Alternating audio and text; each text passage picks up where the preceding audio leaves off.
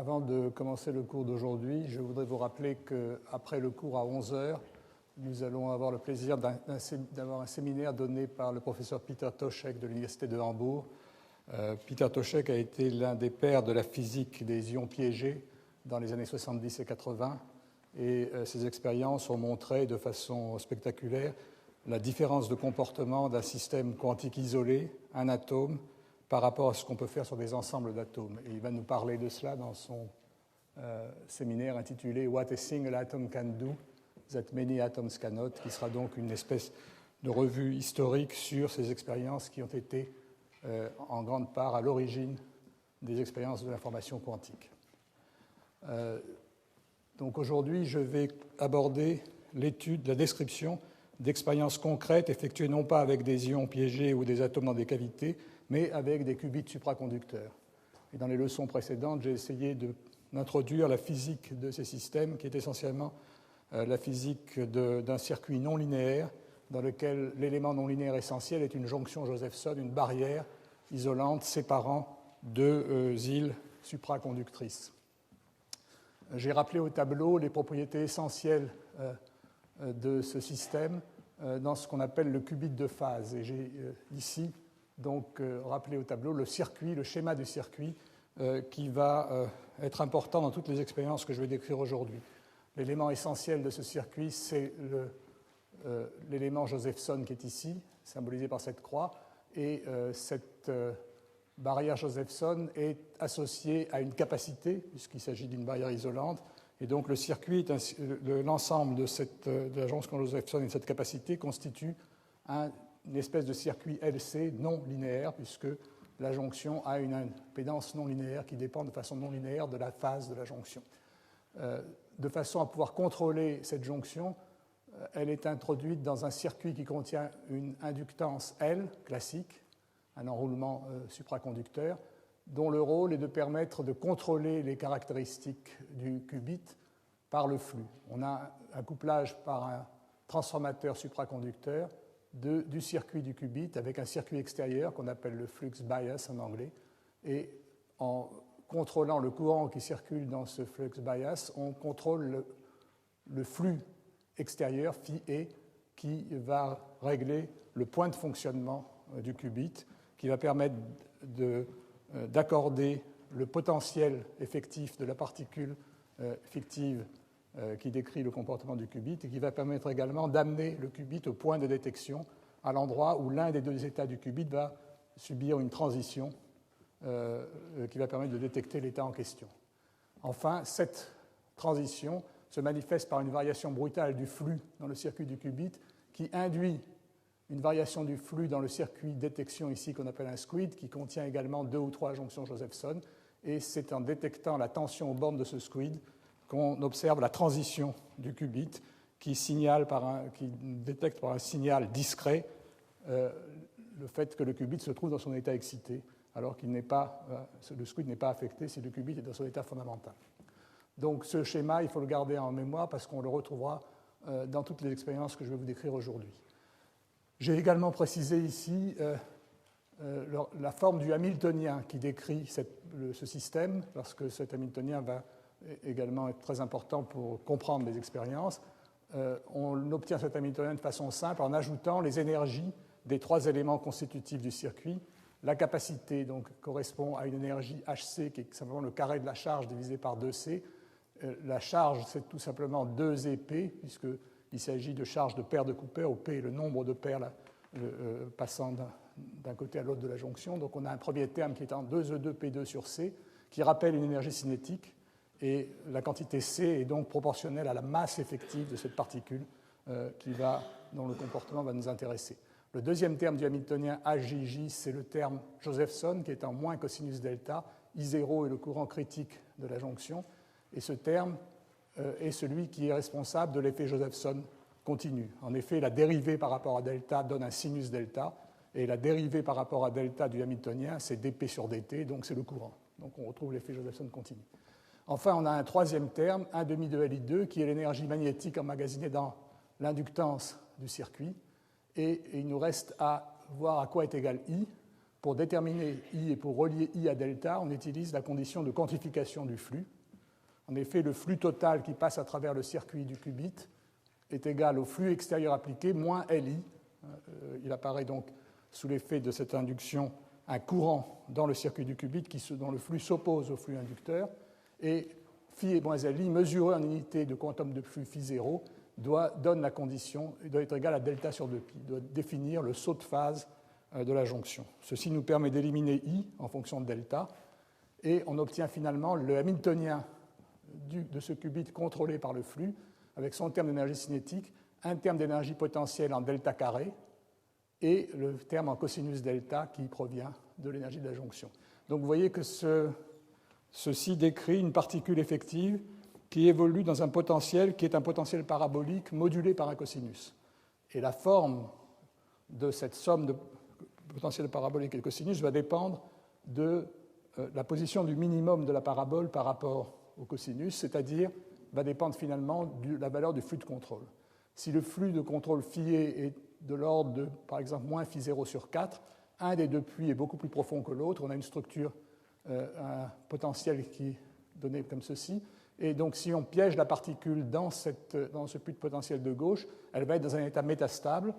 Dans cet état métastable, dans ce potentiel, elle présente au moins deux niveaux d'énergie que je vais appeler 0 et 1, qui sont les niveaux du qubit. S'il existe un niveau supérieur, il correspond à une fréquence de transition différente à cause de l'anharmonicité du potentiel.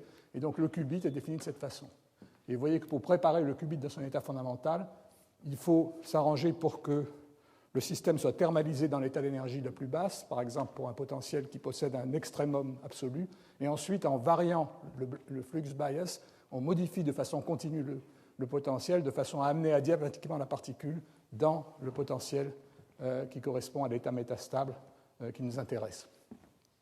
Vous voyez également que si on varie un petit peu le flux de contrôle, on va déformer légèrement ce potentiel, et on peut le varier de façon à abaisser brutalement la barrière et à amener le niveau 1 au ras de passage dans l'autre puits par effet tunnel. Lorsque ce niveau passe par effet tunnel, on a une variation de l'ordre de phi 0 du flux dans le circuit du qubit qui introduit une variation brutale de l'ordre de phi 0 du flux dans le circuit du squid, et ceci se manifeste par la transition du squid et l'apparition d'une tension aux bornes du squid qui donc signale par un signal discret le fait que le qubit était dans l'état 1. Donc on peut mesurer ainsi la probabilité d'avoir le qubit dans l'état 1 et par soustraction la probabilité qu'il soit resté dans l'état 0. Enfin, j'ai considéré à la fin de la leçon le cas où phi est égal à phi 0 sur 2. Dans ce cas, les deux puits sont équivalents et on a un système de deux puits symétriques. Classiquement, la particule peut exister soit dans le puits de gauche, soit dans le puits de droite, et je vous ai montré que ceci correspondait à des courants opposés dans la boucle du qubit, c'est-à-dire à des moments magnétiques opposés du qubit. Ces deux états sont dégénérés classiquement, mais en fait, par effet tunnel à travers la barrière, ils sont couplés, et on a deux états d'énergie qui correspondent aux superpositions symétriques et antisymétriques des courants circulant en sens opposé, qui forment également les états d'un qubit, et c'est ce qu'on appelle le qubit de flux. Alors, il y a de très belles expériences, je vous en ai décrite une de spectroscopie la semaine dernière, qui sont effectuées avec ce qubit de flux, mais je n'en reparlerai pas aujourd'hui. Avant de passer à la description des expériences, je vais rapidement évoquer un autre type de qubit qu'on appelle le qubit de charge, parce qu'il a joué un rôle très important dans les expériences de supraconducteurs, de qubits supraconducteurs au cours des dernières années, mais je ne vous décrirai pas des expériences détaillées parce qu'il a fallu que je fasse un choix, et j'ai pensé qu'en me focalisant sur les qubits de phase dont on comprend bien le fonctionnement, on pourra avoir une idée d'ensemble des expériences intéressantes. Alors, qu'est-ce que c'est que le qubit de charge ? Je vous rappelle qu'il y a deux paramètres essentiels qui définissent ces qubits. EJ, qui est essentiellement l'énergie, le facteur devant le cosinus delta, c'est-à-dire le terme qui décrit l'inductance non linéaire de la jonction de Josephson, et EC, qui est 2E2 sur C, qui représente l'énergie de polarisation correspondant au passage d'une paire de Cooper à travers la capacité de la jonction. Et dans les qubits de phase, le terme dominant est le terme EJ. Le terme capacitif est petit parce que la capacité de la jonction est grande. Et ceci fait que la fluctuation de phase dans ces qubits est faible, la phase est relativement bien définie, alors que la fluctuation de charge est importante, la charge est diffuse. Alors, on peut réaliser des qubits dans lesquels la condition inverse est réalisée, c'est ce dont je vais vous parler maintenant, qui sont des qubits dans lesquels c'est EJ qui est petit devant EC. C'est-à-dire qu'on fabrique des qubits dans lesquels la capacité n'est plus de l'ordre du picofarad, mais de l'ordre du femtofarad. Et comme c'est 1 sur C qui intervient, ça veut dire qu'on a une capacité de charge d'une paire qui est 1000 fois plus grande, une énergie de charge d'une paire qui est 1000 fois plus grande si EC est 1000 fois plus petit. Alors la façon dont on réalise ces qubits est indiquée ici. Vous voyez que simplement on associe à la capacité intrinsèque de la jonction une deuxième capacité que j'appelle CG, qui est la capacité gate, la capacité de la porte de contrôle, et on isole ainsi une île supraconductrice, ce qu'on appelle une boîte supraconductrice, dans laquelle il y a un nombre P de paires de Cooper. Et ce nombre de paires de Cooper est contrôlé par la tension appliquée à la capacité CG. Vous voyez que si on change cette tension, on va attirer plus ou moins des charges par effet tunnel à travers la jonction de la capacité, la jonction de Josephson, et on va donc contrôler le nombre de charges par l'action du potentiel appliqué sur ce système. Alors, je vous rappelle les paramètres importants. EJ, c'est I0 phi0 sur 2pi, et CJ, c'est la capacité intrinsèque de la jonction. Et dans le cas que je considère ici, CJ et CG sont petits, sont de l'ordre du femtofarad. Alors, pour comprendre de façon quantitative comment ça marche, on peut commencer par prendre un cas très simple où on n'applique pas de tension. À ce moment-là, vous voyez qu'essentiellement, ce qu'on a là, c'est la boîte de Cooper qui est à une tension VJ, qui est la tension qui règne aux bornes de la jonction Josephson. Et cette tension VJ, cette boîte, elle se trouve finalement représentée à l'une des bornes de deux condensateurs en parallèle qui sont CJ et CG, entre donc la tension VJ et la masse. Donc, lorsqu'on met les capacités en parallèle, elles s'ajoutent, et donc finalement, le lien qui existe entre P0 et VJ, c'est tout simplement 2E P0 égale CG plus CJ VJ. Donc on calcule comme ça la charge à l'équilibre du système lorsqu'il existe une tension VJ sur la boîte de Cooper. Alors qu'est-ce qui se passe maintenant si on ajoute à cela un potentiel extérieur? Ce potentiel extérieur va attirer ou repousser, suivant son signe, des charges supplémentaires dans la boîte de Cooper, et on va obtenir la condition d'équilibre simplement en ajoutant à ce terme ici le terme CGU qui représente donc l'effet capacitif de la différence de potentiel VJ plus U appliquée à travers la capacité CG. Donc finalement, tout se passe comme si on avait rajouté des charges CGU dans la boîte de Cooper, et on peut exprimer maintenant VJ en fonction de P, et on a VJ égale 1 sur CG plus CJ, 2EP moins CGU. Donc la tension est maintenant donnée par une expression de ce genre, et on voit que la capacité qui compte, c'est la somme des capacités CG et CJ. Alors comment, à partir de cette relation, qui est une simple relation d'électrostatique en quelque sorte, comment établir un Hamiltonien? Eh bien, comme toujours, on va passer par l'effet Josephson. Que nous dit l'effet Josephson? Il nous dit d'une part que la dérivée de la phase par rapport au temps, d delta sur dt, est égale à 2E VJ sur h bar. Mais VJ est donné par cette expression, donc d delta sur dt est égal à 4,2 sur h bar CG plus CJ, P moins CGU sur 2P. Donc on a une relation d delta sur dt est une fonction linéaire de P. Mais qu'est-ce que c'est que d delta sur dt? C'est évidemment la dérivée du Hamiltonien par rapport à P. C'est la relation de Hamilton. Donc vous voyez que dH sur dP est une fonction linéaire de P. Ça veut dire que H est une fonction quadratique de P moins CGU sur 2E. Donc on trouve tout de suite comme ça le terme qui remplace l'énergie cinétique, entre guillemets, effective, qui est maintenant en P moins CGU sur 2E au carré. Et à cela, il faut ajouter le terme du Hamiltonien qui dépend de delta. Mais ce terme qui dépend de delta, c'est le même que celui qu'on avait avant, c'est simplement l'effet Josephson en cosinus delta. Donc le résultat de tout ça, c'est qu'on a maintenant un Hamiltonien qui s'écrit comme ceci. ECP moins CGU sur 2E au carré moins EJ cosinus delta, avec EC et EJ donnés par ces expressions. Et on est dans le cas où EC est très grand devant EJ parce que les capacités CG et CJ sont toutes petites. Alors dans ce cas-là, en appliquant les principes de la théorie des perturbations, pour diagonaliser, ce qu'on va commencer par faire, c'est négliger EJ. Quels sont les états propres de ce terme parabolique? C'est tout simplement les états qui correspondent à un nombre donné, 0, 1, 2, 3 paires de Cooper dans la boîte de Cooper. Alors pour comprendre ce qui se passe, il est utile, vous voyez que le paramètre de contrôle maintenant c'est le potentiel U, c'est-à-dire encore, si on préfère, la quantité CGU sur 2E qui est un nombre NG que l'on contrôle en variant U. Et j'ai reporté sur le tableau de droite la position des niveaux d'énergie du qubit en fonction de ce paramètre de contrôle NG. Vous voyez que pour P égale 0, on a une parabole qui est centrée en NG égale 0. Pour P égale 1, on a une parabole qui est centrée en NG égale 1, etc. Et si vous prenez une valeur quelconque du paramètre de contrôle, vous prenez une droite verticale comme ceci, vous voyez que les niveaux P égale 0 et P égale 1 vont avoir des énergies différentes, et on peut les considérer comme les niveaux, en première approximation, comme les niveaux du qubit. Mais il se passe une situation extrêmement intéressante lorsque NG vaut 1,5. À ce moment-là, les deux paraboles se coupent, et vous voyez qu'on a un point de dégénérescence où les deux états qui correspondent à 0 ou une paire de Cooper supplémentaires dans l'île, dans la boîte, ont exactement la même énergie. Et c'est évidemment à ce moment-là que l'interaction que j'ai négligée, le terme en EJ, qui couple ces deux niveaux, va jouer un rôle, et il va donner comme état propre les superpositions symétriques et antisymétriques des états à 0 et une paire de Cooper supplémentaires dans la boîte. Et on va avoir donc deux états propres, 0 plus ou moins 1. Et ce que j'ai dit ici pour NG égale 1,5 se généralise pour tous les croisements correspondant à des nombres de paires de Cooper supplémentaires. Et on a en général, donc, à chaque croisement, les états n plus ou moins n plus 1 au point NG égale n plus 1,5. Donc vous voyez qu'on comprend facilement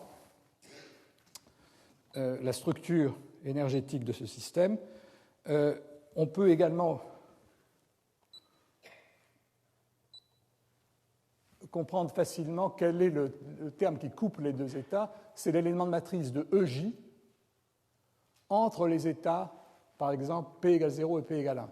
Mais le calcul de l'élément de matrice de EJ est trivial. En effet, dans la représentation delta, dans la représentation correspondant au paramètre de position, P est en épuissance I delta, puisque la variable P est conjuguée de delta, donc la fonction d'onde, si vous voulez, qui représente un état propre P est en épuissance I delta, et on doit calculer donc l'élément de matrice entre épuissance I delta et épuissance 2I delta, par exemple, ou entre 0 et épuissance I delta de cosinus delta. Et ça, c'est évidemment égal à 1,5, puisqu'il n'y a une des deux exponentielles du cosinus qui contribue. Et donc, on trouve finalement que les états propres sont tout simplement de la forme, les énergies propres, c'est EC sur 4, moins ou plus la moitié de EJ. Et donc, vous voyez que, suivant la valeur de EJ, l'anticroisement va être plus ou moins important. Une façon de se représenter ça consiste simplement à tracer les niveaux d'énergie au voisinage de l'anticroisement en fonction du paramètre de contrôle. Et vous voyez qu'on a, comme toujours, la structure de l'anticroisement. Loin de l'anticroisement, les niveaux sont essentiellement les niveaux n et n plus 1, qui varient linéairement, dont l'énergie varie linéairement au voisinage de l'anticroisement. Et lorsqu'on passe à l'anticroisement, ces niveaux sont mélangés entre eux, ils sont séparés de EJ. Et si on se passe à ce niveau-là, vous voyez qu'on a deux états dont l'énergie varie au second ordre par rapport au paramètre de contrôle, c'est-à-dire par rapport à la tension appliquée. Et donc on conçoit que c'est en ce point que le système sera le moins sensible aux fluctuations, par exemple au bruit qui va pouvoir apparaître sur cette tension. D'autre part, lorsque le qubit bascule de n à n plus 1, on a une variation brutale de la charge qui peut être détecté par un dispositif de Squid, mais qui peut aussi être détecté par ce qu'on appelle un single electron transistor, un système qui est sensible à la charge, et ce type de qubit est détecté souvent de cette façon. Pour terminer cette étude, je vais voir de façon plus générale ce qui se passe lorsqu'on veut diagonaliser le hamiltonien qui représente l'énergie du qubit. Vous voyez, j'ai représenté ici les paraboles correspondant à P égale 0, P égale 1, P égale 2, P égale 3, etc. Et ces paraboles se coupent. Ici, le croisement des paraboles correspondant à un delta P égale à 1, eh bien, c'est le croisement dont je viens de vous parler, c'est-à-dire que si on zoome sur ce croisement, on constate que les deux niveaux se repoussent légèrement. Si vous regardez maintenant les croisements qui apparaissent ici, qui correspondent à des croisements de paraboles séparés de delta P égale 2 ou delta P égale 3, il n'y a pas de d'éléments de matrice directs, parce que cosinus delta n'a pas d'élément de matrice entre puissance I delta et puissance 3I delta. Mais il y a un couplage aux ordres supérieurs. Les deux niveaux peuvent être couplés par l'intermédiaire d'un niveau virtuel différent, et on a un couplage qui va être proportionnel au carré de EJ ici, ou au cube de EJ ici, donc on va avoir également un anticroisement. Ces anticroisements deviennent de plus en plus importants si on augmente EJ. Et on peut diagonaliser ça de façon par ordinateur, et ce qu'on constate, c'est que lorsque EJ est de l'ordre de EC, eh bien, le niveau le plus bas, en bleu, est pratiquement plat. Le niveau ici est une ondulation très faible, et vous voyez qu'il apparaît des bandes à l'intérieur desquelles il existe des niveaux, il existe une énergie possible, et puis des bandes interdites, des gaps qui correspondent aux anticroisements, qui correspondent à des valeurs de l'énergie qui sont interdites pour le système. Vous voyez que si on fixe le paramètre de contrôle autour du point qui est représenté par ce rectangle ici, eh bien, les niveaux sont devenus extrêmement plats. La variation en fonction du paramètre de contrôle est très faible, et donc on a intérêt à se placer au voisinage de ce point pour avoir un bon qubit. Et également parce que vous voyez que cette énergie est différente de l'énergie qui est ici à cause des non-linéarités, et donc on a un système qui peut distinguer les énergies. Alors il reste un problème, c'est comment, vous voyez que dans les qubits, il faut être capable également de balayer la fréquence du qubit. Or ici, vous voyez qu'on n'a pas de paramètre de balayage possible, simplement parce que EJ est donné. Si on veut pouvoir balayer la fréquence du qubit, il faudra varier la force de l'anticroisement, et il faudrait donc avoir un système où EJ est lui-même modulable. Et ça, c'est autorisé par le dispositif modifié que je représentais ici. Vous voyez qu'on remplace maintenant, dans ce qubit de charge, une jonction Josephson par deux jonctions en parallèle. Et maintenant, la boîte est limitée par les deux barrières de ces jonctions et la barrière ici de la capacité classique de contrôle. Donc on a une boîte ici dans laquelle l'excès de charge P est quantifié. Et si on veut écrire le hamiltonien modifié de ce système, ce n'est pas trop difficile. On a toujours le même terme pour l'énergie cinétique, entre guillemets, mais maintenant l'énergie de la partie Josephson est modifiée. Ce circuit rappelle le circuit d'un squid. Et le courant I0 est maintenant remplacé par un courant qui est modulé en cosinus pi, phi extérieur sur phi 0, où phi extérieur est le flux qui est imposé à ce circuit. Je vous rappelle que dans ce cas-là, on avait un courant qui était en cosinus pi, phi x sur phi 0, sinus delta 0, où delta 0 était la valeur moyenne des phases delta A et delta B des deux jonctions. Et donc en intégrant ce sinus delta 0, on obtient un cosinus delta 0 qui apparaît dans l'énergie de la jonction. Et maintenant, vous voyez que le paramètre EJ est modulable, il est accordable simplement en jouant sur le flux. Et vous voyez que si on procède de cette façon, on a maintenant une méthode pour varier la taille de l'anticroisement, et donc pour accorder ce qubit de charge. Alors, il y a eu des tas de variantes qui ont été faites de ce système, dont je n'ai pas le temps de parler, en ajoutant une troisième jonction dans le système ou en ajoutant une capacité, et suivant les structures, on réalise ce qu'on appelle le quantronium, qui est le qubit de charge utilisé à Saclay, ou le transmon, qui est le qubit de charge utilisé à l'université de Yale. Alors, je ne vais pas vous décrire ces systèmes, je vais me contenter. Je voulais simplement vous montrer qu'il y a une très grande richesse de structures possibles permettant toutes sortes de manipulations de ces systèmes quantiques mésoscopiques. Je voudrais terminer par l'évocation d'un circuit qui permet de coupler ce qubit de charge à un résonateur radiofréquence. Je vous rappelle que je vous ai déjà décrit la semaine dernière le principe de ce couplage dans le cas des qubits de phase. Il s'agit simplement de coupler le qubit non linéaire qui est au tableau à gauche avec un circuit LC classique par l'intermédiaire d'une capacité. Et on a à ce moment-là un hamiltonien qui est l'hamiltonien de Jaynes-Cummings. Eh bien, ici, c'est à peu près la même chose qui se fait, mais avec un qubit de charge. Vous voyez qu'on insère ce qubit de charge sur une ligne coplanaire formée de trois conducteurs parallèles, un peu comme un coaxe, mais un coaxe aplati. Et vous voyez que pour créer une onde stationnaire dans ce système, on interrompt l'âme centrale par deux gaps, et on obtient donc une onde stationnaire qui présente un maximum du champ électrique au niveau des deux gaps et un maximum au centre, et c'est au centre que l'on insère le qubit de charge. Ce système est un peu analogue à un Fabry-Pérot, dont les miroirs seraient ici et là, Et l'équivalent de ce circuit en termes d'éléments électriques est représenté ici. En fait, une ligne comme celle-là peut être considérée comme une capacité répartie par unité de longueur et une inductance répartie par unité de longueur. Donc cette ligne peut être représentée par un réseau de circuits LC, disposé de cette façon-là, avec au milieu cette capacité, couplage par l'intermédiaire de la capacité du qubit Josephson, du qubit de charge. Alors, je ne vais pas détailler le fonctionnement de ce système, mais je vais simplement évaluer l'ordre de grandeur du couplage entre le qubit et le champ du résonateur. Et pour cela, on va faire un raisonnement qui est tout à fait analogue à celui qu'on faisait en électrodynamique quantique en cavité. Ce couplage est essentiellement le produit du dipôle électrique du qubit par le champ électrique du vide dans la cavité divisé par h bar. Qu'est-ce que c'est que le dipôle du qubit? Le qubit, quand le qubit oscille, on a une paire de Cooper qui passe à travers la barrière et qui entre ou sort de l'île. Les dimensions de l'île sont de l'ordre du micron, 2 micromètres. Donc on a un dipôle électrique qui est 2e fois 2 microns. Et en termes, en unité de bail, en unité de dipôle atomique, c'est de l'ordre de 8 10 puissance 4 fois E à 0, où A 0 est le rayon de Bohr. Donc on a un dipôle qui est 10 à 100 000 fois plus grand qu'un dipôle atomique, et c'est-à-dire 10 à 100 fois plus grand que les dipôles des atomes de Rydberg. Quant au champ électrique du vide, c'est racine de h bar oméga, la fréquence est de l'ordre de 5 GHz, divisé par 2 epsilon 0 v, où v est le volume effectif du mode. Le volume de ce mode, c'est essentiellement L, la longueur entre les deux, qui correspond à une longueur d'onde radiofréquence de 25 mm, que multiplie B au carré, où B correspond aux dimensions transversales, qui est de l'ordre de quelques microns.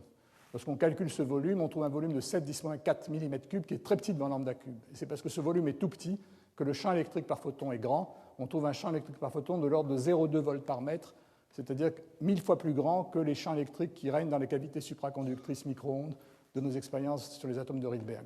Lorsqu'on multiplie E et D entre eux, on trouve une fréquence de Rabi, oméga, de l'ordre du 10 puissance 9 Hz. Ce qui est important, c'est le rapport entre cette fréquence de Rabi et la fréquence du qubit, qui est 2 pi fois 5 GHz, et on trouve quelque chose qui peut être de l'ordre de 2 à 3 %. Donc on a un rapport, un couplage qui est extrêmement fort, un couplage du qubit au résonateur qui est très fort. Je vous rappelle que dans le cas que je montrais la semaine dernière, où on couplait un qubit de phase à un circuit LC, on avait un rapport entre grand oméga et petit oméga qui était CX sur C, où CX était la capacité de couplage. Alors si vous prenez une capacité de 1 femtofarad et un C de l'ordre du picofarad, on trouvait quelque chose de l'ordre de 10-3. Donc vous voyez que c'est à peu près équivalent. On a un couplage très fort possible entre l'oscillateur non linéaire qui est le qubit et l'oscillateur linéaire qui est le résonateur extérieur. En ordre de grandeur, il est utile de le comparer à ce qu'on peut faire en électrodynamique quantique en cavité. Je vous rappelle que dans toutes les expériences que nous faisons à l'ENS, grand oméga vaut 50 kHz, alors que la fréquence du qubit est de 50 GHz. Donc on a un rapport de l'ordre de 10-6. Et vous voyez que si on atteint un rapport de l'ordre de 10-2, on a un couplage qui est 10 000 fois, 4 ordres de grandeur plus grand en circuit QED qu'en cavité QED. Et cet énorme couplage fait que des expériences qui sont possibles avec les qubits supra et ne le sont pas avec nos qubits. Par contre, comme on va le voir dans un moment, ce grand couplage s'accompagne également d'une relaxation rapide de ces circuits supraconducteurs qui fait que le facteur Q, la surtension des circuits, est beaucoup plus faible et donc ça limite en sens inverse ce qu'on peut faire en circuit QED par rapport à ce qu'on peut faire en électrodynamique quantique en cavité. Donc j'ai terminé ce que je voulais vous dire, finalement le retard que j'avais pris dans la leçon de la semaine dernière, et je vais simplement passer très rapidement sur ce paragraphe de conclusion qui va d'ailleurs être repris dans le paragraphe d'introduction de la leçon suivante. Je voulais vous dire donc, qu'on est passé en revue les propriétés de ces systèmes élémentaires. On a vu comment on pouvait manipuler ces qubits, comment on pouvait les détecter, et spécialement dans le cas des qubits de phase. Et on va maintenant décrire des expériences. Je vais vous décrire des expériences où on manipule l'état d'un qubit, on couple deux qubits entre eux pour les intriquer, pour fabriquer une porte quantique, ou pour tester des inégalités de Bell, qui est un test extrêmement sévère de la qualité avec laquelle on peut, la fidélité avec laquelle on peut intriquer les qubits et les détecter. Et je comparerai ces expériences avec celles réalisées sur des ions piégés et dans des expériences d'électrodynamique quantique en cavité. Donc je répète ça ici, donc je ne vais pas insister. Simplement, il y a une dernière chose dont il faut que je vous parle rapidement avant qu'on décrive les expériences, c'est la relaxation des qubits. J'ai considéré pour l'instant qu'il n'y avait aucune perte dans le système, et il faut maintenant que je sois capable de décrire les pertes, décrire ce qui se passe, comment la cohérence des qubits se perd en fonction du temps, et voir un peu les ordres de grandeur. Alors ça, c'est un problème qui est extrêmement important, qui a conduit à des études très poussées dans tous les laboratoires qui cherchent à réaliser des qubits, que ce soit des qubits de charge, de phase ou de flux, et ça devient très vite très technique et je ne vais pas pouvoir rentrer dans les détails. Le point essentiel, si on veut comparer avec la physique atomique, en physique atomique, lorsqu'on prépare un système atomique à deux niveaux, la décohérence, s'il s'agit d'une transition optique, la décohérence est essentiellement liée à l'émission spontanée, au fait que le dipôle du qubit est couplé au mode vide du rayonnement et qu'il va y avoir un amortissement de l'état excité et de la cohérence entre l'état fondamental et l'état excité. Dans le cas des qubits supraconducteurs, en théorie, cet effet existe, puisqu'il y a des charges oscillantes qui rayonnent, mais ce rayonnement est extrêmement faible parce qu'il s'effectue à des fréquences très basses, et donc il contribue de façon complètement négligeable à la relaxation du qubit. En fait, la relaxation est dominée par un autre type d'environnement, le fait que nos qubits sont insérés dans des circuits, que ces circuits présentent des résistances résiduelles et surtout des pertes dans les diélectriques. Il y a des diélectriques dans les jonctions Josephson, il y a des diélectriques dans les capacités qu'on est obligé d'introduire, et ces diélectriques introduisent des pertes. Et non seulement ils introduisent des pertes classiques, mais ils introduisent également des couplages et des pertes qui doivent être traitées quantiquement. Il se peut qu'il apparaisse dans ces diélectriques des défauts qui se comportent comme des systèmes à deux niveaux. Et ces systèmes à deux niveaux ont un spectre large de fréquences, et s'il y en a beaucoup, il peut se trouver accidentellement que les fréquences de ces systèmes à deux niveaux coïncident avec les fréquences des qubits. À ce moment-là, il crée des anticroisements que l'on ne souhaite pas avoir dans le système, bien sûr, et par couplage entre l'oscillateur auquel on s'intéresse et ses oscillateurs parasites, il y a des pertes d'énergie, et ces pertes d'énergie contribuent à la relaxation. Donc je ne vais pas décrire tout ça, mais je vais le décrire de façon phénoménologique, et une façon de décrire le système de façon phénoménologique, ça va consister à introduire une résistance dans le système. Avant cela, je vais définir deux types de temps de relaxation. Le temps T1, comme on fait toujours. Le temps T1, c'est le temps d'amortissement de l'énergie du qubit, qui est associé à la décroissance exponentielle de son état excité. L'état fondamental, lui, est stable. Pourquoi? Parce qu'on est à une température kT très petite de 20 bar oméga. Donc le système relaxe vers son état fondamental avec une très grande probabilité, et il se trouve dans son état fondamental avec une probabilité quasi égale à 1 à l'équilibre. De façon générale, le second temps qui est important, c'est le temps d'amortissement de la cohérence quantique entre 0 et 1. Et de façon générale, on peut écrire 1 sur T2 égale 1 sur 2T1 plus 1 sur T-phi. Pourquoi 1 sur 2T1? Parce qu'il y a une contribution qui est la moyenne du temps de relaxation de l'état excité et de l'état fondamental. Donc ça fait comme l'un est 1 sur T1 et l'autre 0, ça fait 1 sur 2T1. Et il y a un deuxième temps, une deuxième contribution 1 sur T-phi, qui n'est pas lié à des transitions entre les deux états, mais qui est lié à des déphasages parasites liés aux fluctuations de la fréquence de bord du qubit, qui peuvent être dues à toutes sortes de bruits. Bruit du flux magnétique, bruit du potentiel de contrôle, bruit lié à des charges parasites dans le système. Et c'est ce terme en 1 sur T-phi qu'il s'agit également de contrôler en isolant au maximum de toutes les sources de bruit. Alors, si on voulait traiter ça de façon complètement quantique, le problème serait inextricable. Il faudrait décrire l'environnement de façon quantique, prendre la matrice densité, l'opérateur densité du qubit, le coupler à son environnement et voir comment le système évolue. En fait, on peut court-circuiter tout ça par une analyse semi-classique, de la même façon que dans le problème d'émission spontanée, on n'est pas obligé de tout quantifier pour avoir l'ordre de grandeur du temps d'émission spontanée. Si vous avez un dipôle atomique, vous avez l'ordre de grandeur de dipôle par l'élément de matrice entre les deux états, l'état fondamental et l'état excité. Vous écrivez la puissance rayonnée par ce dipôle et vous l'égalez à l'énergie de la transition, ça vous donne le temps que le dipôle met à s'amortir. Eh bien, on peut faire un raisonnement un peu analogue pour déterminer les temps de relaxation de nos qubits supraconducteurs. En fait, on fait ça en introduisant un paramètre phénoménologique qui est l'impédance, la résistance du circuit. imaginez que le qubit soit contrôlé par exemple par un courant permanent imposé. Pour l'instant, j'ai considéré qu'il y avait deux branches, la branche correspondant à la jonction Josephson, la branche correspondant à la capacité. J'ajoute maintenant une troisième branche qui est une résistance qui, vue du qubit, représente la résistance de la source de courant continu ramenée au niveau du qubit. Cette résistance, elle va également avoir un courant qui le traverse, et ce courant va correspondre à un amortissement. En effet, si on écrit l'équation de conservation du courant, maintenant on a rajouté un troisième terme IZ, qui est le courant dans la résistance ici, dans l'impédance Z oméga. Alors cette impédance dépend de la fréquence, et en fait on considère des phénomènes qui se produisent à la fréquence oméga du qubit. Et vous voyez qu'on va avoir donc IJ va donner le terme en sinus delta, ICJ va donner le terme en D2 delta sur DT2, c'est la DQ sur DT qui vaut D2V sur DT2, c'est plutôt dV sur dt qui vaut d2 delta sur dt2, donc c'est le fameux terme d'énergie cinétique correspondant qui va donner dans le Hamiltonien le terme d'énergie cinétique. Et puis on a un terme en IZ qui est en V sur Z, et comme V est en d delta sur dt, on a un terme donc qui est un terme de viscosité, un terme qui va correspondre à un amortissement du qubit. Donc voilà ces courants.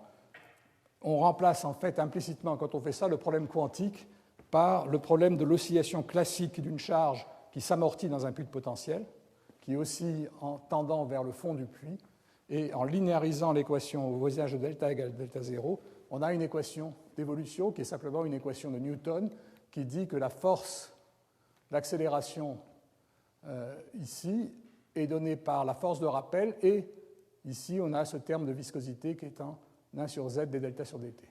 Alors pour résoudre ce type d'équation qui correspond à un mouvement oscillant amorti, la méthode est bien connue. On prend une solution delta moins delta 0 qui est en e puissance moins i zt, où Z est une fréquence complexe, et on va calculer Z en identifiant, en mettant ce développement là-dedans. On remplace l'équation différentielle par une équation du second degré qui donne Z. Un terme en Z2, un terme en Z et un terme constant. Et on la résout en posant Z sous la forme Z égale plus ou moins oméga moins I gamma sur 2. On sépare la partie réelle de Z et de sa partie imaginaire. Et tout ce raisonnement est valable à condition que gamma soit petit devant oméga. C'est-à-dire que la correction liée à l'amortissement soit petite, que le Q soit assez grand pour que ça oscille beaucoup de fois avant de s'amortir. Alors on peut résoudre cette équation en calculant la partie imaginaire. Vous voyez, dans la partie imaginaire, vous allez avoir Z2 va avoir un terme qui va être le produit de puissance, le produit de oméga par gamma. Et ici, dans ce terme-là, la partie imaginaire va provenir uniquement de la partie oméga. Donc on va avoir un terme I oméga gamma ici, I oméga ici. Quand on va les identifier, on trouve simplement gamma égale 1 sur RCJ. Et ceci est valable à condition que R soit grand devant, la partie réelle de R soit grande devant la partie imaginaire, et puis aussi que R soit grand devant 1 sur CJ oméga, ce qui est des conditions qu'on considère comme étant remplies. Et vous voyez donc qu'on a un amortissement en 1 sur RCJ. Ça veut dire que plus R est grand, mieux ça vaut. Et c'est évident, puisque à la limite où R est infini, ça veut dire qu'on n'a pas de dérivation liée à cette résistance, et donc il n'y a pas de perte. Le gamma qu'on obtient ici, c'est simplement le 1 sur T1. Et donc T1, 1 sur gamma est égal à RCJ. Alors quels sont les ordres de grandeur lorsqu'on effectue un couplage direct par le courant? Il est difficile de faire des résistances, des impédances ramenées au niveau du qubit supérieures à une centaine d'ohms. Donc on se trouve dans une situation où CJ vaut à peu près 10 picofarads, R vaut 100 ohms, on trouve T1 égale 1 nanoseconde. Pour avoir un couplage beaucoup plus faible au circuit extérieur, on a intérêt à coupler indirectement par un transformateur supra, et c'est une des raisons pour lesquelles on contrôle par le flux. À ce moment-là, on a l'impédance radiofréquence vue par le qubit peut être supérieure à 100 kΩ au lieu de 100 ohms, donc on gagne 3 ordres de grandeur et on ramène les T1 dans le domaine de la microseconde, 500 nanosecondes à une microseconde. Les qubits de charge ont des T1 du même ordre, et on peut s'arranger pour que les T2 soient également du même ordre de grandeur. Donc grosso modo, et sans entrer dans les détails, on a actuellement des T1 et des T2 de l'ordre de la microseconde. Un facteur important à définir, c'est le facteur Q, qui est le rapport oméga sur gamma, qui décrit le nombre d'oscillations que l'on peut observer pendant l'amortissement, qui est typiquement de quelques 10 puissance 4 à 10 puissance 5. Et ça vaut aussi bien pour le qubit que pour les résonateurs LC, parce que ces résonateurs sont limités en facteur Q par le problème des pertes dans les diélectriques, qui est analogue à celui qui passe dans les qubits. Alors ces facteurs Q, en fait, peuvent être encore considérablement améliorés si vous considérez que la limite pourrait être la limite des facteurs Q des cavités supraconductrices qu'on utilise à l'ENS. On a des Q qui sont 6 ordres de grandeur plus grands. Alors bien entendu, dans notre cas, c'est beaucoup plus facile parce que nos cavités ne sont couplées à rien du tout, il n'y a pas de diélectrique, et donc on a une situation beaucoup plus facile de ce côté. Mais on peut imaginer que les facteurs Q des circuits supra pourraient se retrouver quelque part entre cette valeur-là et celle-ci. Le vrai paramètre important, c'est le nombre d'opérations que l'on peut effectuer pendant le temps de décohérence du qubit. Et ce nombre d'opérations, il est de l'ordre de Q sur 100. Pourquoi ? Parce que pour faire une opération, il faut un temps qui est de l'ordre de 100 périodes. Il faut que la perturbation, la fréquence de Rabi du système soit à peu près, est au mieux 100 fois plus petite que la fréquence de l'oscillateur. Et donc, on a à peu près une cinquantaine d'opérations possibles. Alors, ce facteur-là, il est en fait beaucoup plus favorable dans nos expériences d'électrodynamique en cavité, puisqu'on a des facteurs Q gigantesques. On pourrait, nous, en principe, faire plus d'opérations. On est limité pour d'autres raisons. Mais ici, vous voyez que dans les qubits supraconducteurs, pour l'instant, on est limité à, une cinquantaine d'opérations, ce qui permet de faire beaucoup de choses, néanmoins, comme vous allez le voir dans un moment.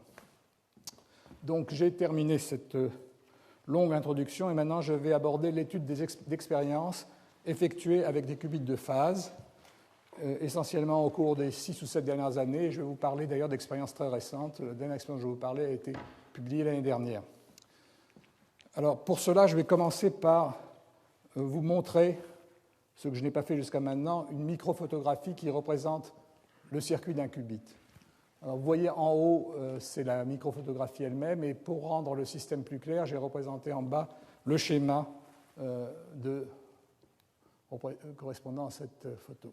Vous voyez que la taille, ici, 100 microns, donc vous voyez que ce sont des systèmes qui ne sont pas, dans le cas des qubits de phase, ne sont pas tout petits. L'ensemble du circuit a une dimension de l'ordre du dixième de millimètre. Le point essentiel, le centre névralgique, si j'ose dire, c'est ici la jonction supraconductrice qui est représentée en rouge, qui représente donc la partie importante non linéaire du qubit. Lorsqu'on réalise ces qubits supraconducteurs, on a intérêt à faire les jonctions les plus petites possibles, de quelques micromètres carrés, parce que le diélectrique, qui est de l'alumine, présente des défauts, et plus le volume du diélectrique sera grand, plus la probabilité pour qu'il y ait un système à deux niveaux en résonance avec le qubit sera importante. Donc on joue sur l'effet statistique que si on fait des jonctions très très petites, on va avoir une probabilité, on va avoir de bonnes jonctions avec de faibles pertes. Le prix qu'on doit payer pour ça, c'est que la capacité intrinsèque de cette jonction est trop faible. Elle est de l'ordre du femtofarad alors qu'il nous faut le picofarad. Donc on chante cette jonction par une capacité artificielle que l'on fabrique également en aluminium. Donc vous voyez ici une des plaques de condensateur. Et donc c'est cette capacité-là qui va remplacer la capacité intrinsèque de la jonction, s'ajouter à elle, et qui va déterminer si vous voulez, la masse effective de la particule associée au qubit. Un autre élément important, c'est l'inductance L. Vous voyez que l'inductance L est réalisée par ce circuit en bleu ici, qui est un circuit en 8. On a deux boucles qui tournent dans un sens et deux boucles qui tournent dans le sens inverse. Pourquoi est-ce qu'on fait le circuit en 8 ?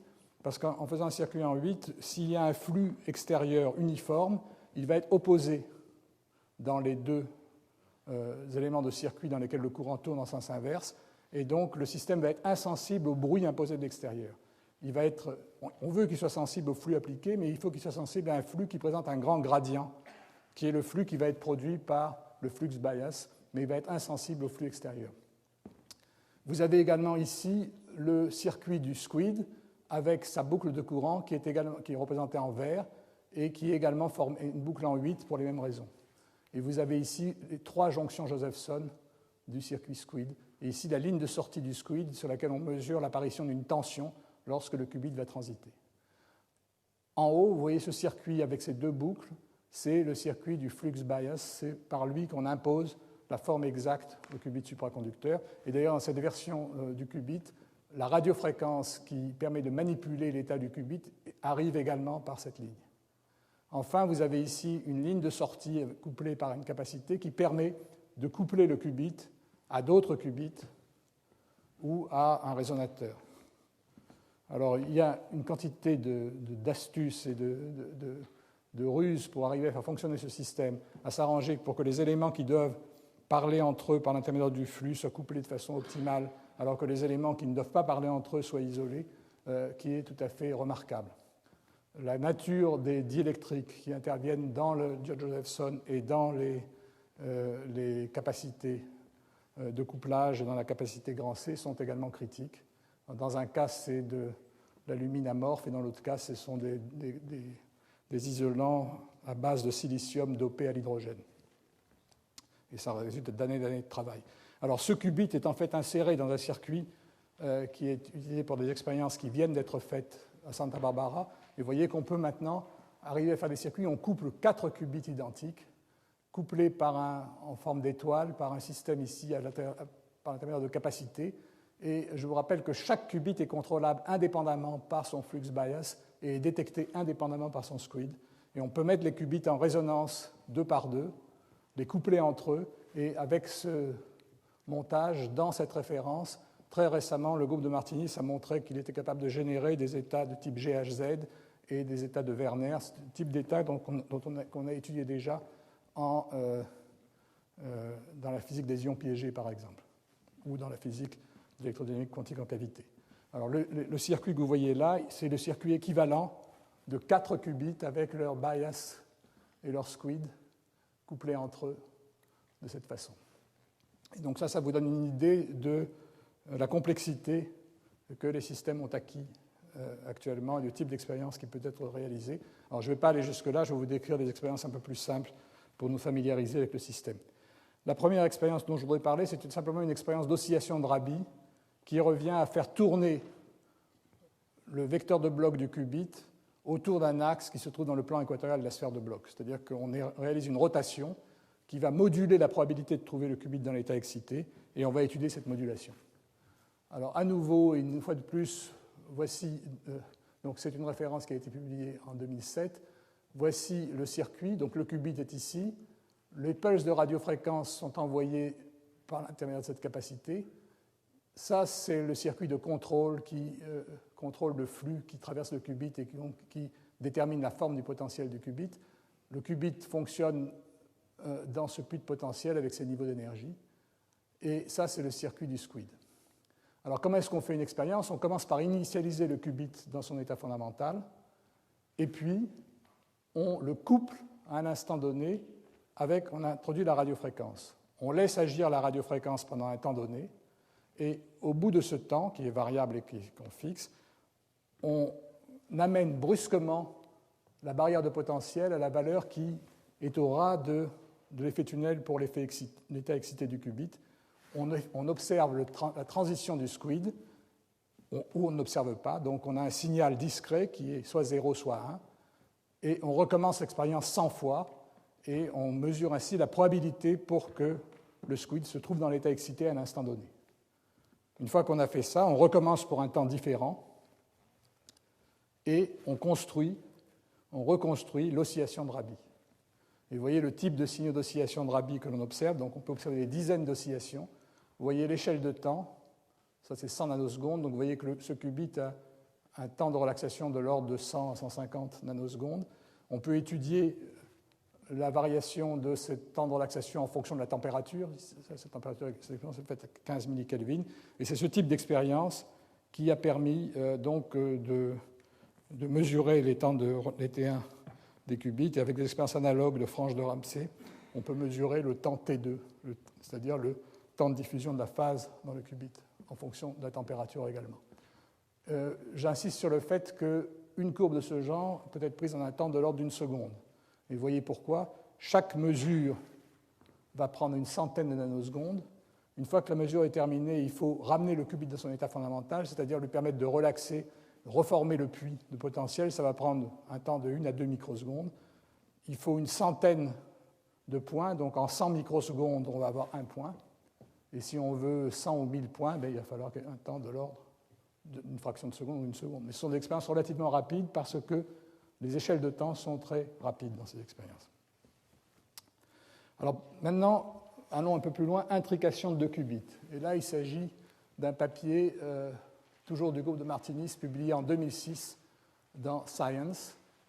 Ça commence par le schéma de principe qui est toujours le même. Et donc je pense que maintenant on commence à avoir un peu l'habitude. Voilà le potentiel que l'on réalise, le potentiel avec les états 0 et 1, l'état 2 ayant une énergie différente. Et voilà les différents éléments du circuit dont je vous rappelle la signification. Le qubit lui-même est ici, avec sa capacité et sa jonction. Ce qubit est contrôlé par le circuit que j'ai entouré ici en violet. C'est le flux bias, et qui est séparé en deux. D'abord, un courant continu qui permet de former le potentiel à la forme exacte et avec la fréquence que l'on cherche. Et puis ici, un pulse rapide qu'on peut appliquer pour abaisser brutalement la barrière et se mettre en régime de détection. Le troisième élément, c'est évidemment le contrôle de l'état, c'est-à-dire celui qui réalise l'oscillation de Rabi ou de façon plus générale la rotation du qubit sur la sphère de bloc. Donc c'est la radiofréquence qui est appliquée au qubit dans cette ligne-là. Et enfin, en vert ici, le squid de détection qui intervient au moment de la mesure. C'est la tension aux bornes de ce squid qui constitue le signal. Alors, qu'est-ce qu'on fait? Et ça, c'est un seul circuit. Quand on a 2 circuits, on a les 2 jonctions qui sont couplées entre elles de façon capacitive avec un Cx qui va à peu près C sur 1000. Alors là, j'ai représenté uniquement les 2 qubits. Chaque qubit est affecté de toute sa circuiterie de contrôle et de détection. Bon, une fois qu'on a compris ça, la description de l'expérience devient assez simple. Et donc là, j'ai simplement décrit tout ce que je viens de vous dire. Comment est-ce qu'on mène une expérience? L'expérience que l'on veut faire ici, c'est l'intrication de 2 qubits. Alors, pour intriquer 2 qubits, ici, vous voyez, en fonction du temps, un schéma qui montre les opérations qu'on va effectuer sur les qubits A et B. Sur le qubit A, c'est très simple, on ne va rien faire du tout, on va juste le détecter à la fin. Il part dans l'état 0 et on va juste le détecter à la fin. Toutes les opérations vont se dérouler sur le qubit B. On commence par lui appliquer un pulse pi de façon à l'exciter, c'est-à-dire l'amener de l'état 0 à l'état 1. Une fois qu'il est dans l'état 1, on l'amène à résonance avec le qubit A et on les laisse évoluer ensemble pendant un temps qu'on appelle T-free, le temps d'évolution libre des 2 qubits couplés. Et puis ensuite, on le détecte. On détecte les 2 qubits. Et en détectant les 2 qubits, on recommence l'expérience un grand nombre de fois pour différents délais. Et on reconstruit de la même façon que tout à l'heure un signal d'oscillation couplé des 2 qubits. Pour chaque point, il faut évidemment recommencer quelques centaines de fois l'expérience pour avoir une statistique de résultat.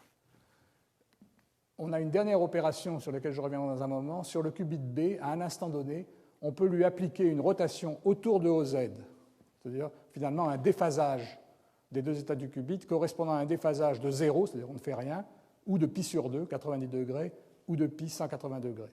Et cette manipulation du qubit va nous permettre d'étudier de façon intéressante la cohérence du système.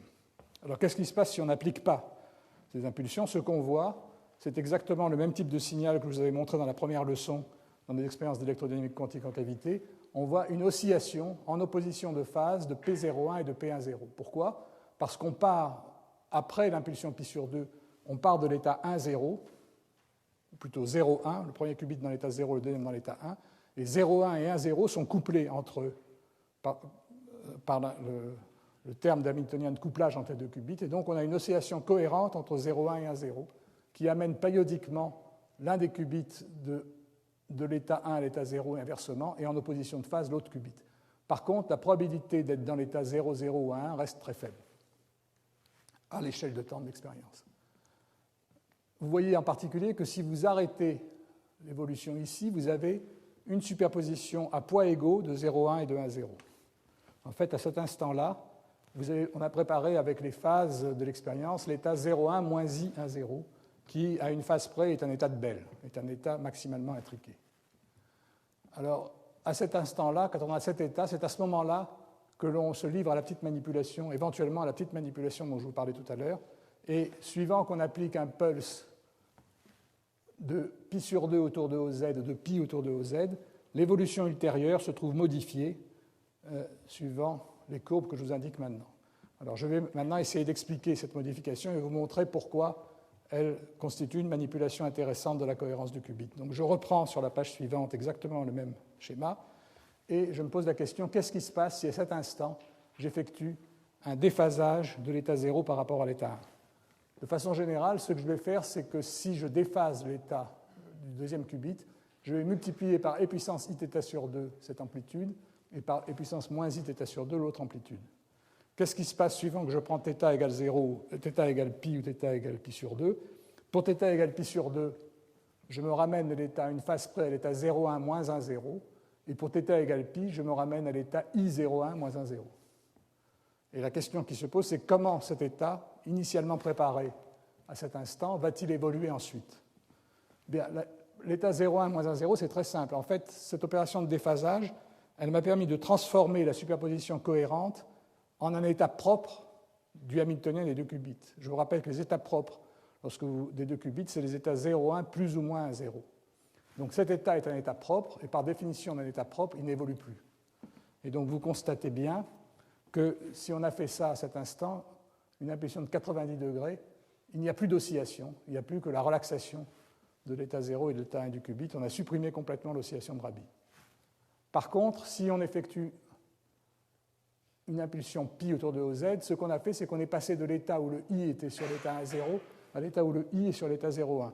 Et ça revient, en fait, si vous regardez les équations, ça revient à dire simplement qu'on a avancé de pi la phase de l'évolution naturelle du système.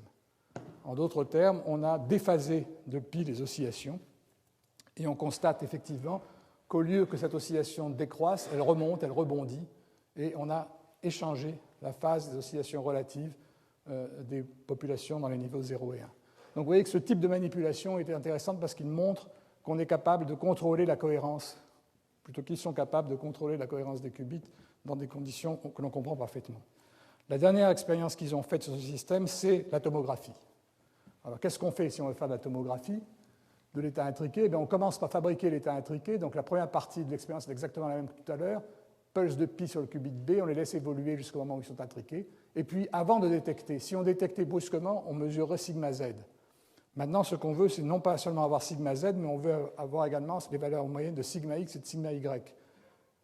Et les corrélations entre les sigma x et les sigma y des deux qubits. Donc pour cela, il faut commencer par faire une rotation soit autour de l'axe OX, soit autour de l'axe OY de la sphère de Bloch, de pi sur 2, pour ramener les directions sigma x et sigma y sur sigma z avant la mesure, exactement comme dans les manips d'ions piégés. Et on fait ça de toutes les façons possibles, et on mesure ainsi les 16 opérateurs qui sont les produits de l'opérateur unité et des 3 matrices de Pauli. Et à partir de là, on peut reconstruire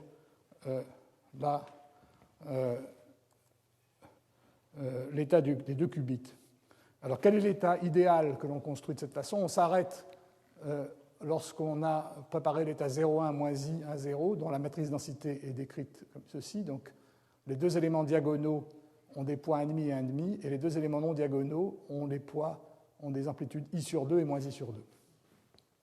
Et lorsqu'ils font l'expérience, eh bien voici à gauche la partie réelle de l'opérateur densité, à droite sa partie imaginaire, sur la base des 4 états 0, 0, 0, 1, 1, 0 et 1. Sur la base des 4 états 0, 0, 1, 0 et 1.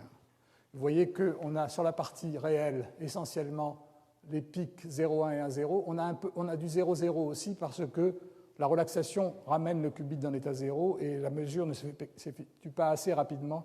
Donc on a une perte de fidélité qui est liée au fait que les qubits relaxent pendant l'expérience. Quant à la partie imaginaire, vous voyez qu'elle a, sur l'état 0, 1, elle est positive, et sur l'état 1, 0, elle est négative, ce qui correspond bien à ce qu'on attend ici. Une des cohérences est positive et l'autre est négative. Lorsqu'il corrige en tenant compte des imperfections connues, en particulier la durée de vie finie des qubits, on obtient ici une fidélité meilleure, bien sûr, donc quelque chose qui ressemble plus à ce qu'on attend. Et la fidélité obtenue après correction, c'est-à-dire la trace du produit de la matrice densité mesurée avec celle qu'on attend après la correction de ces effets connus, est de 87%, 0,87. Bon, sur les deux diapositives suivantes, j'ai fait des calculs que je ne vais pas vous détailler ici, mais je vais juste vous donner un peu l'idée physique. En fait, l'opération que je vous ai décrite maintenant, lorsqu'on s'arrête à l'état 0,1 moins i, 1, 0, cette opération, ça s'appelle en anglais une racine de swap ou une racine de i-swap. Qu'est-ce que c'est que l'opération de swap? C'est l'opération qui échange les deux qubits, qui transforme 0 en 1 et 1 en 0. Et pourquoi est-ce que cette opération est une racine de swap? Vous voyez que l'opération qu'on a effectuée dans la base des quatre états 0, 0, 0, 1, 0 et 1, 1, les vecteurs colonnes ici représentent les états transformés. L'état 0, 0 ne bouge pas, c'est toujours 1, 0, 0. L'état 1, 1 ne bouge pas non plus, mais les états 0, 1 et 1, 0 se mélangent et vous obtenez donc cette matrice. Qu'est-ce qui se passe si vous appliquez deux fois cette opération? Eh bien, vous allez arriver au mélange au 0, 1 et 1, 0, et puis vous allez aller jusqu'au bout, c'est-à-dire que vous allez transformer 0, 1 en 1, 0. Et vous constatez effectivement que le carré de cette opération est une opération qui transforme 0, 1 en 1, 0 et 1, 0 en 0, 1 avec une phase qui est moins i. Et cette opération-là, c'est à une phase près le swap, l'échange des deux qubits. Donc on a effectivement l'opération que je vous ai décrite tout à l'heure qui s'arrête au milieu de l'évolution, c'est une racine de swap. Et la racine de swap, elle présente un intérêt en information quantique parce qu'en combinant deux racines de swap, on peut fabriquer une porte C-note, une porte universelle dans laquelle un qubit de contrôle, le premier qubit, contrôle le basculement du second. Alors comment est-ce qu'on peut montrer ça? Eh bien, l'exercice que j'ai fait ici, c'est de vous montrer que si j'intercale entre ces deux racines de I-swap, entre la première et la seconde, une rotation de pi du qubit A, une rotation d'angle pi, bon là ce truc-là est complètement mort, une rotation de pi du qubit A, la matrice est décrite comme ceci. Vous pouvez vous en convaincre. Par exemple, ce qui arrive, si je fais une rotation pi du qubit A, l'état 0, 0 devient l'état 1, 0. Donc il y a un 1 ici, et ainsi de suite. Vous pouvez montrer que ça donne cette transformation. Qu'est-ce qui va se passer si vous faites l'opération où vous prenez un racine de I-swap, mais avant de faire le second, vous intercalez cette opération? Le produit des matrices vous donne ce résultat. Et ce résultat est intéressant parce qu'il vous montre les quatre vecteurs colonnes qui sont les transformés des quatre états logiques 0, 0, 0, 1, 0 et 1, 1 sont maintenant des états de la forme 0, 1 plus I1, 0 ou 0, 1 moins I1, 0 ou encore des états de la forme 0, 0 plus I1, 1 ou I0, 0 plus 1, 1. C'est-à-dire qu'à une phase près, on obtient les quatre états qui sont les quatre états de Bell. Quatre états orthogonaux entre eux qui, à une phase près, sont les états de Bell. Donc vous voyez que l'opération qu'on a faite ici, ce produit d'opérateurs, transforme la base logique en base de quatre états maximalement intriqués qui correspondent à des phases près aux quatre états de Bell. Alors quel est le lien avec une porte C-note? Je vous rappelle le lien ici. La porte C-note, c'est une porte qui fait basculer le qubit B, effectue l'opération sigma x sur le qubit B uniquement si le qubit A se trouve dans l'état 1. Et si vous faites précéder la porte C-note d'une transformation sur le qubit A qui transforme 0 en 0 plus 1, ce qu'on appelle une transformation de Hadamard, eh bien, il est facile de voir que les quatre états logiques 0, 0, 0, 1, 0 et 1 deviennent les quatre états de Bell. Donc vous voyez une transformation, la transformation standard qui transforme les quatre états logiques en quatre états de Bell, c'est celle-ci. Alors que celle que je vous ai montrée tout à l'heure est une transformation qui transforme les quatre états logiques en états de Bell à des phases près. Mais pour changer les phases, il suffit d'effectuer des opérations sur un seul qubit. Et donc ce que je vous montre là sur ce transparent, je vous laisse faire les calculs vous-même parce que ça n'a aucun intérêt à faire au tableau. Ce que je vous montre là, c'est que si je prends l'opération que j'ai écrite en rouge ici, qui est le produit des deux I-swap avec l'opération R au milieu, j'ai cette matrice-là, et si je la multiplie maintenant par quatre opérations qui sont simplement des rotations du qubit A ou du qubit B autour de l'axe X ou de l'axe Y, j'obtiens finalement le résultat qui est ici, qui a exactement la forme qu'on en attend d'une porte C-note, ce qui échange simplement ces deux états entre eux, c'est-à-dire que si le qubit A est dans l'état 1, 1, 0 devient 1, 1, et 1, 1 devient 1, 0. Et donc finalement, si vous montrez cette identité, ce qui est un calcul évident, voilà le diagramme logique qui vous montre comment on fabrique une porte C0 à partir de deux racines de I swap. On met en sandwich une rotation sur le qubit A, du qubit A autour de OX de pi, et ensuite on réalise, avant ça, en amont, une opération sur le qubit A, et en aval, deux opérations sur le qubit A et une opération sur le qubit B. Et donc, finalement, si on a un bon contraste pour la racine de I swap, ça veut dire qu'on a une bonne fidélité sur les portes finales que l'on obtient. Donc, c'est ce type d'expérience que le groupe de Martinis a faite pour étudier les portes. Alors, la dernière chose dont je voudrais vous parler, c'est une expérience qu'a faite le groupe de Martinis l'année dernière, qui est pour la première fois de montrer que l'intrication que l'on réalise entre deux qubits a une qualité suffisante pour vérifier une violation d'une inégalité de Bell. Autrement dit, pour démontrer que le principe de non-localité s'applique à ces systèmes mésoscopiques et qu'on peut le vérifier sur ces systèmes mésoscopiques. Alors, je ne vais pas rentrer dans les détails. Vous pouvez regarder la lettre de Nature dont je vais vous donner la référence. Je vais vous rappeler simplement rapidement l'esprit de ces expériences. Quelle est la signification de ces expériences et quelle est la signification de ces inégalités de Bell. En fait, lorsqu'on fabrique un état intriqué de la forme 0,1 moins 1, 0 ou 0,1 plus 1, 0, on fabrique un état dans lequel un état global du système des deux qubits qui indique que si on fait une mesure sur un qubit, le résultat de cette mesure va avoir un effet sur la statistique des mesures effectuées sur l'autre qubit. Donc il existe des corrélations entre les deux qubits, mais ces corrélations sont de nature telle qu'on ne peut pas les expliquer classiquement. En fait, qu'il existe des corrélations sur deux systèmes qui ont interagi et qu'on mesure après leur interaction est quelque chose que la physique classique comprend parfaitement. Simplement, ce que dit la physique classique, c'est que ces corrélations, elles naissent au moment de l'interaction entre les deux systèmes, elles sont présentes dans le système et elles sont révélées au moment de la mesure. Cette idée qui donne une réalité au résultat d'une mesure avant que la mesure soit effectuée est complètement contraire au principe de la physique quantique. Si vous voulez, pour essayer de comprendre classiquement ces corrélations, il faudrait considérer qu'il existe des variables cachées dont la valeur est révélée au moment de la mesure. Et lorsqu'on fait des expériences sur deux qubits ou sur deux spins ou sur deux photons, eh bien, on montre que cela n'est pas possible. Alors, décrivons ceci dans le cadre des expériences faites sur deux spins ou sur deux qubits. C'est ce qu'on appelle la version CH-SH des inégalités de Bell. Le type d'expérience que l'on fait est le suivant. On a deux qubits qu'on a intriqués. On les mesure séparément en deux points d'espace. Et sur chaque qubit, on va mesurer deux composantes du spin du qubit, deux composantes du vecteur de bloc.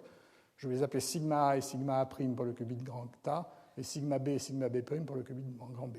Bien entendu, on ne peut faire à chaque expérience qu'une seule mesure, ou sigma A ou sigma A' sur un, ou sigma B ou sigma B' sur l'autre. À chaque fois, on va trouver comme résultat ou plus 1 ou moins 1. Epsilon A ou epsilon A' valent plus ou moins 1, epsilon B valent plus ou moins 1.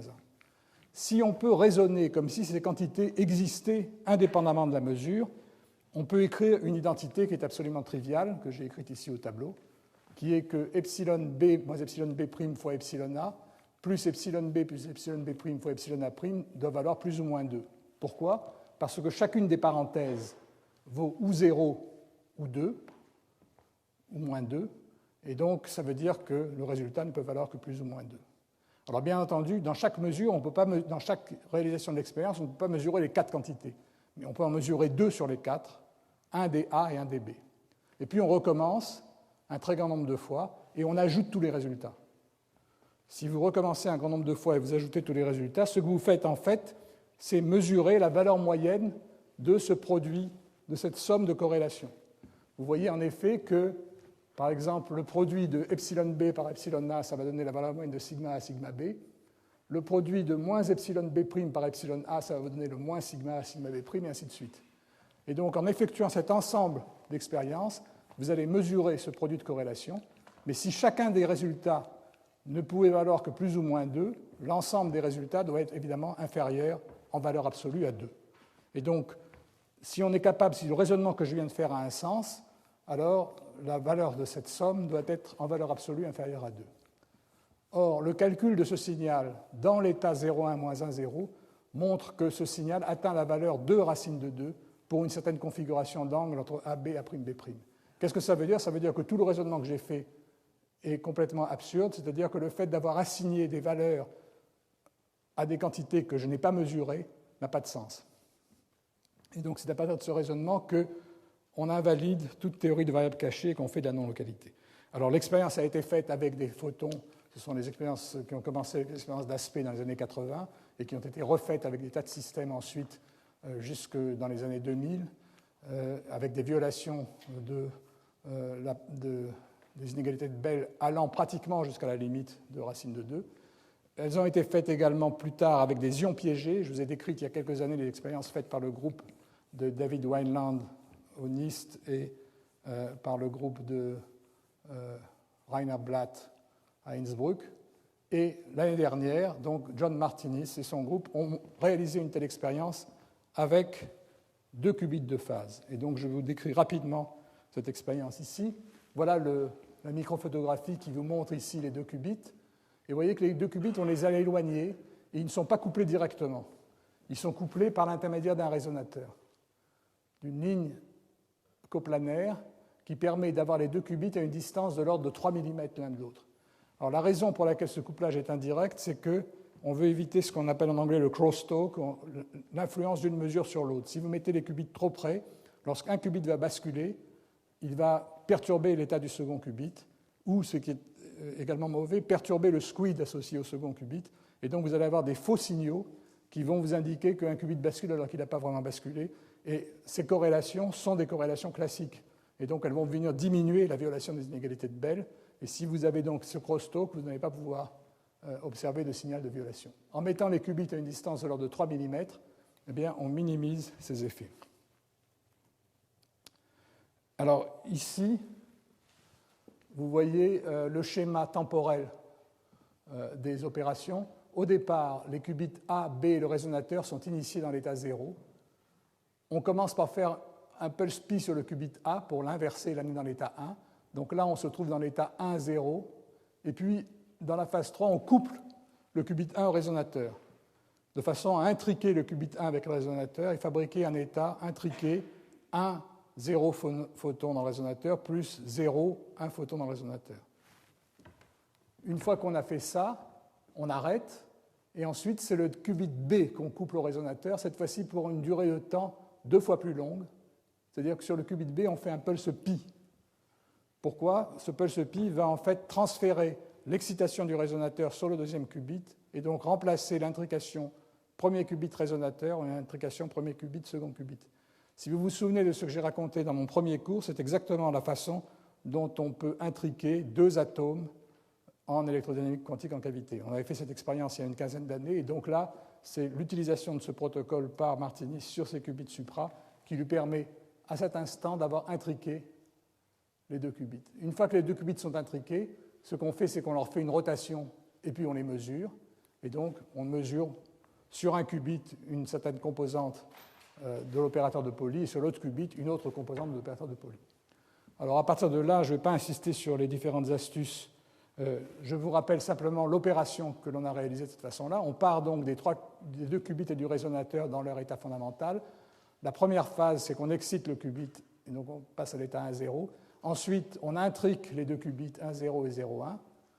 Le qubit B est toujours dans l'état 0. Et ensuite, par le pulse pi, on remplace l'excitation qui était sur le qubit, sur le résonateur, en excitation sur le qubit. Et le résonateur revient à son état fondamental. C'est exactement les opérations que je vous décrivais en cavité, en électrodynamique quantique en cavité. Le résonateur qui revient à son état fondamental a servi de catalyseur pour intriquer les 2 qubits éloignés l'un de l'autre, suivant donc une procédure que j'ai déjà décrite. Il y a une phase, c'est une phase qui est reproductible d'une réalisation à l'autre de la séquence et qui est donc correctible et annulable. Cette phase provient du fait que les opérations de mise à résonance et les opérations qu'on effectue entre les différentes étapes, elles ne sont pas instantanées et elles accumulent une petite phase supplémentaire dont il faut tenir compte. Vous constatez également que dans la réalisation de l'expérience, on peut raccourcir l'échelle temporelle et on peut détecter le premier qubit. On n'est pas obligé d'attendre, le qubit A n'est pas obligé d'attendre que le qubit B soit prêt pour être détecté. Si on le détecte avant, on raccourcit la séquence sur le qubit A et on diminue la décohérence et on obtient des meilleurs signaux. Donc voilà le principe. Voilà les types de signaux qui sont observés. Alors ça, c'est des signaux préparatoires. On regarde en fonction du temps comment les probabilités 0,1 et 1,0 aussi. Et vous voyez donc l'amélioration par rapport à l'expérience précédente. On a maintenant des dizaines d'oscillations sur un temps qui frise la microseconde. Qu'est-ce qu'on peut faire ensuite? Si on attend juste le temps où 0,1 et 1,0 sont intriqués, qu'on compense la petite phase θ en faisant une rotation du bon angle autour de sigma z, et qu'on fabrique ensuite la tomographie, eh bien on obtient la tomographie des 2 qubits, et vous voyez que ceci est une très belle démonstration du fait qu'on a préparé 0,1 moins 1,0. Vous voyez que ça, c'est les pics sur la diagonale qui correspondent à 0,1 et 1,0. Les 2 pics non diagonaux montrent que les éléments non diagonaux sont tous les deux égaux à moins 1, qui correspond à la préparation de l'état singulier 0,1 moins 1,0. Quant à la partie imaginaire, elle est pratiquement nulle, donc toutes les éléments de matrice dans ce cas-là sont réels. Donc on prépare l'état singulier 0,1 moins 1,0, et c'est sur cet état de Bell que l'on effectue ensuite la mesure de la somme des corrélations qui doit violer l'inégalité de Bell. Alors, dernier transparent ici, voilà les 4 directions idéales des détections A et A' sur le qubit grand A, B et B' sur le qubit grand B, qui correspondent à une violation maximum des inégalités de Bell pour un état cinglé. En effet, si vous calculez la somme des corrélations qui apparaissent dans grand S, elles sont égales à cosinus θ AB qui vaut cosinus 135 degrés, plus cosinus A'B qui vaut également cosinus 135 degrés, moins cosinus de AB' qui est 45 degrés, plus cosinus de A'B' qui vaut 135 degrés. Et quand vous faites tout ça, vous trouvez moins 2 racine de 2, qui est une violation maximale. Donc c'est cette configuration-là qu'il faut prendre. En fait, le problème est qu'on ne sait pas exactement si on a préparé 0,1 et 1,0. Donc plutôt que de mesurer directement ceci, ce qu'a fait le groupe de Martinis, c'est qu'il a laissé libre les directions AB, A'B', ou plutôt il a laissé libre l'angle du plan entre les directions de BB' et de AA'. Et en variant cet angle, il a cherché l'angle qui va donner la violation maximum. En fait, l'angle qui existe entre le plan de BB' et de AA', c'est tout simplement l'angle, la différence de phase entre les pulses que l'on effectue sur l'atome A pour amener les directions AA' sur OZ et la phase que l'on applique aux pulses sur l'atome B pour amener les directions B' sur OZ. Et en fonction de cet angle, ce qu'observent les expériences, c'est que vous voyez que pour une phase voisine de 180 degrés, eh bien, le signal de Bell dépasse légèrement la valeur 2. Par contre, pour des valeurs au voisinage de 0 et 360 degrés, le signal de Bell tombe à 0. Alors le fait que le signal de Bell tombe à 0 est assez facile à comprendre, parce que si vous décalez de 180 degrés, ça veut dire que vous avez échangé, ça revient à dire simplement que vous avez pris le plan A' et vous l'avez tourné. C'est-à-dire que vous avez échangé A et A'. Et il est facile de voir dans les expressions qui sont au tableau que si vous échangez A et A', la somme des cosinus donne 0. Donc en faisant tourner cette phase, on module le signal de Bell et on détermine expérimentalement la valeur de l'angle pour laquelle ce signal est maximal. Et on constate que ce n'est pas exactement 180 degrés, qu'il y a un petit décalage qui est lié à cet offset de phase dont je vous parlais tout à l'heure. Sur la partie droite ici, ce qu'ils ont fait, c'est également regarder comment le signal de Bell varie en fonction du délai entre le moment où on a préparé l'état de Bell et le moment où on le détecte. Et on constate que très rapidement, le signal de Bell se dégrade à cause de la décohérence et que ce n'est que pendant une dizaine de nanosecondes que l'on observe des valeurs plus grandes que 2. Tout ceci étant analysé, ils sont arrivés à une violation maximale 2,0732 avec plusieurs écarts standards par rapport aux erreurs. Donc il y a une véritable violation. L'expérience a été analysée très soigneusement et vous voyez que cette expérience est une démonstration de la qualité avec laquelle et de la fidélité avec laquelle on peut préparer et mesurer des qubits supraconducteurs, puisqu'on est maintenant capable non seulement de les intriquer, mais d'avoir une intrication suffisamment bonne et fidèle pour observer des signaux qui sont inexplicables à partir de concepts de la physique classique. Alors l'idée qu'ils ont pour prolonger cette expérience, c'est d'avoir une ligne qui ne fasse pas 3 mm, mais qui fasse quelques mètres de long.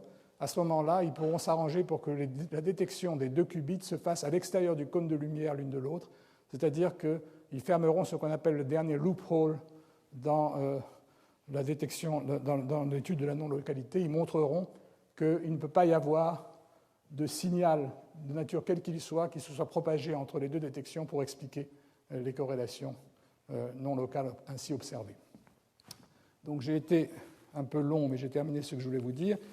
J'ai montré donc que la manipulation des qubits supra permet de réaliser finalement les mêmes opérations d'information quantique que celles réalisées avec des atomes ou des ions piégés. En fait, une grande partie de cette expérience a repris les techniques mises en œuvre en électrodynamique quantique en cavité ou sur les ions piégés. Alors, il y a un avantage évident des manips ici, c'est qu'on peut intégrer les éléments dans un dispositif compact de physique des solides, ce qui est plus proche des applications éventuelles.